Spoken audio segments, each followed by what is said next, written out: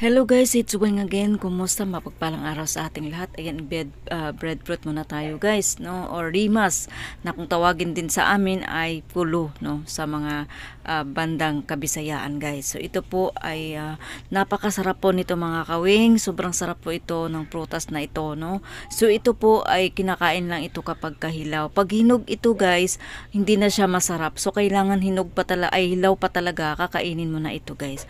Kasi pag nahinog na siya, yung yung laman niya ay parang mga fiber na, so hindi na siya masarap kainin. Ito masarap pa ito guys sa kamote at sa kamuting kahoy. Ayan po itong breadfruit or kulo na kung tawag sa amin. So ito guys ay babalatan lang natin. Ang pinaka masarap na luto nito guys ay sa amin ay ginagataan tapos nilalagyan ng asukal, ganun, no?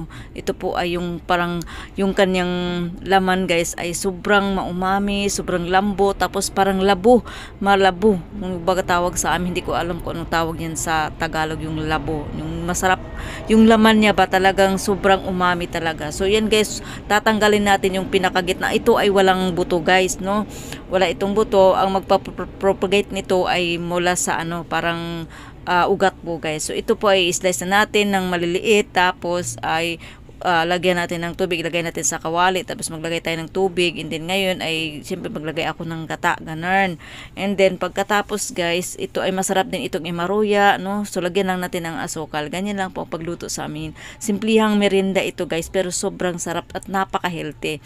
Ayan po guys, luto na yung ating breadfruit. Ito naman ay gumawa din ako ng ibang klase din na yung asukal na gamit ko ay puti. Ayan po, no? So kain tayo guys, hindi ko na kayo maisama sa aking pagkain. Salamat sa panonood. Okay, bye.